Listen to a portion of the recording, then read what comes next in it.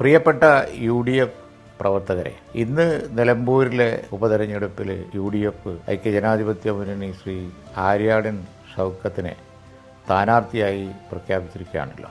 ആര്യാടൻ ഷൗക്കത്ത് ഇനി വൻ ഭൂരിപക്ഷത്തിന് വിജയിക്കേണ്ടത് നമ്മുടെയൊക്കെ ഉത്തരവാദിത്വമായി മാറിയിരിക്കുകയാണ്.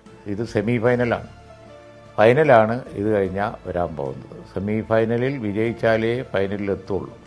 അപ്പോൾ അതുകൊണ്ട് തന്നെ നമ്മളെ സംബന്ധിച്ചിടത്തോളം ഇത് ജീവൻ മരണ പോരാട്ടമാണ് എന്ന് മനസ്സിലാക്കി എല്ലാവരും രംഗത്തിറങ്ങണം എന്ന് ഈ സന്ദർഭത്തിൽ അഭ്യർത്ഥിക്കുകയാണ്.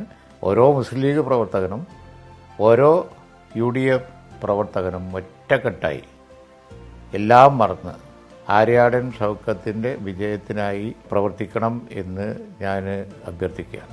UDFൻ്റെ പ്രവർത്തനവുമായി ഞങ്ങളൊക്കെ രംഗത്തുണ്ടാവും.